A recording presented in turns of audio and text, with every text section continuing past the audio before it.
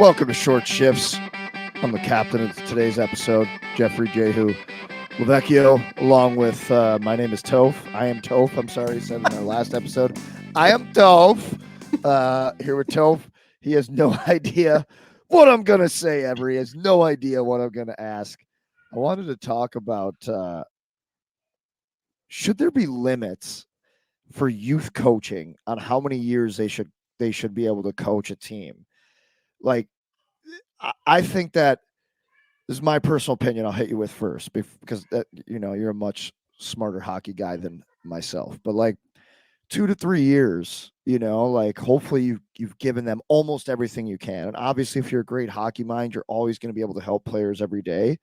But does it make sense to pass teams off every 2 years? So it's a new voice, it's a new system. They're learning to be under somebody else who does things differently. And is that going to help them ultimately in their development as a human for down the road, different bosses, different jobs, and down the road because hopefully help them play longer with different coaches who have different systems?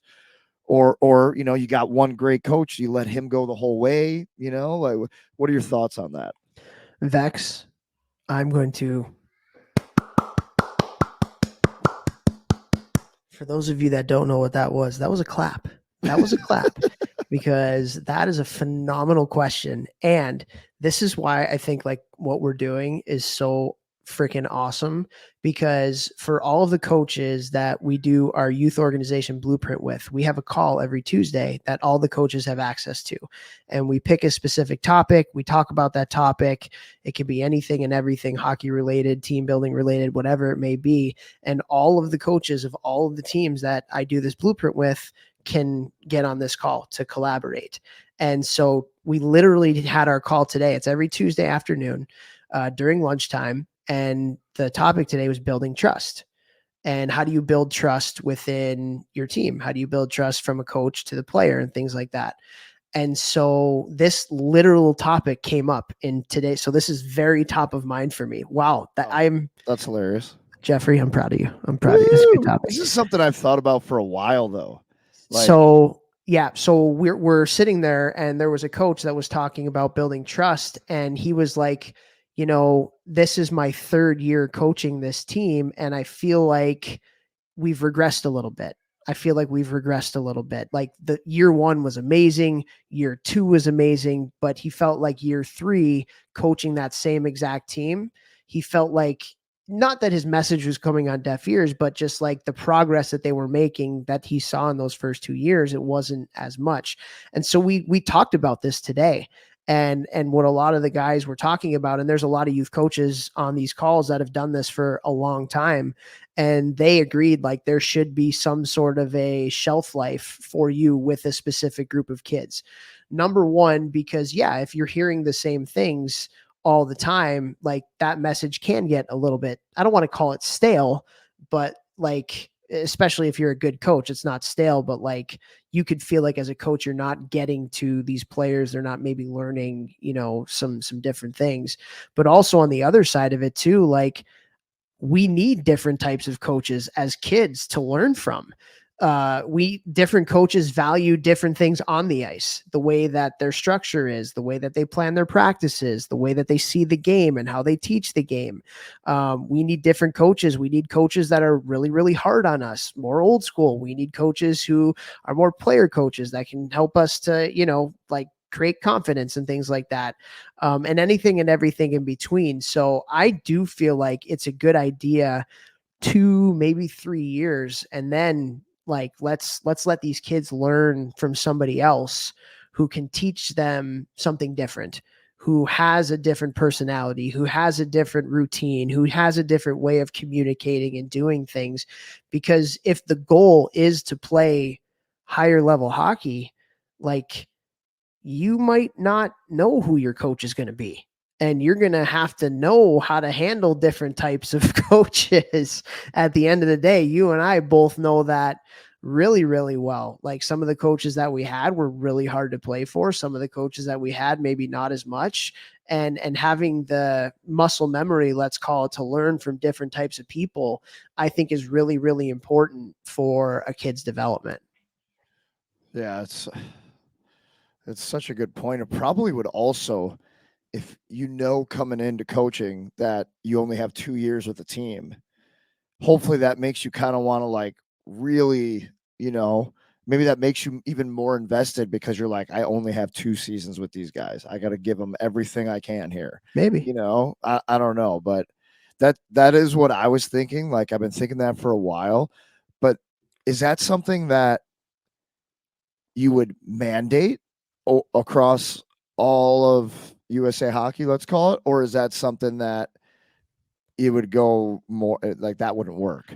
No chance you mandate that. No Think chance. about this. Think about the 6 first-round draft picks or 5 first-round Yeah. draft picks that came out of St. Louis that one year. Right. Well, Right. they had Keith Kachuk to coach them, Al and McKinnon. also there's a lot of parent coaches too, right? Right. And so, like, if there's a really good parent coach of a team, and you don't have to pay a coach, an exorbitant amount of money to have a non-parent coach, Yeah. like that, there's, I guess, some incongruencies there, if that's what you want to call it. Yeah. And so, I no, I don't think that's something that you mandate. I think it could be a guideline. I think it Yeah. could be a guideline that you kind of want to have as an organization. But imagine telling, like, Clayton Keller and Brady Kachuk and Yeah. Joseph Woll and all those guys, hey, we got this rule, we got this steadfast rule, and this coach that's amazing, this guy Keith Kachuk, who's potentially a Hall of Famer, like, Yeah. sorry, we're not gonna have him Right. coach this year. Right. Yeah. Yeah.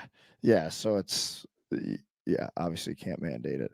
Yeah, it's interesting though. It's like I think it could do a lot of good. I guess I'm thinking like ideal situations too, where it would make the most sense is if you obviously had a stable of really good coaches that like coaching, Totally. and if in that scenario, that's probably something where they're being paid, and because they're good coaches, and then you would be cycling through, teams every 2 years, and um, obviously that's completely ideal. That's not the situation Yeah, most there's places are in. idealism and there's reality, right? Yeah, that's not that And that's my head in the clouds. I do think, but I think a further discussion that you can have on this too is, like, I know a lot of parents, who are pretty good coaches, but they're like, hey, like, my kids can't, like, I want to be a dad or I want to be a mom, like, more than a coach now.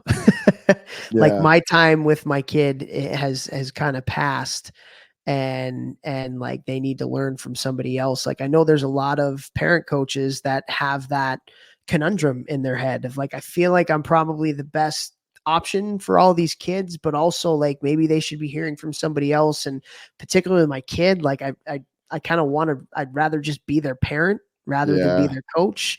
So there's some, like, ins and outs to those kinds of things too. I don't know what I'm doing with my hands. If you are watching this on YouTube, I'm like weirdly talking with my hands right now. So apologize for that. Right.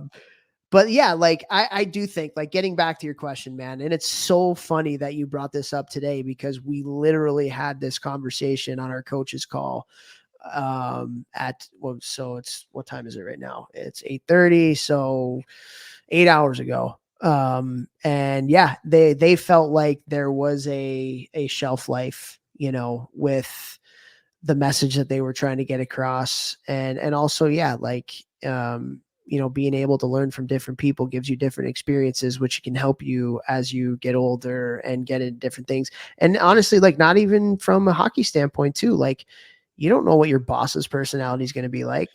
Well, You don't know what your boss's routine or how they're going to coach you, or, like, it's getting good to some have different perspective. definitely and some different leadership styles, Yeah, so that they can have that. But maybe like a great way to start this would be like having a different coach come in every once in a while and run a practice. Like small scale, easily, dude. you could implement that immediately. And they could be taught from a different voice and it'd be exciting for them and all these things. I think that makes sense. 100%. I think every organization should implement some kind of, like, structure where once a month, like the coach of the older team is coming down and coaching the younger team, or vice versa. I think that's so incredibly valuable to, also like coaches can use a day off every once in a while too, and just sit there and observe. I think you get a lot out of that by not being the one that's really running everything and just watching. So, Time's awesome up. topic, man. Time's Share up. the show. Share the show. See you in the community.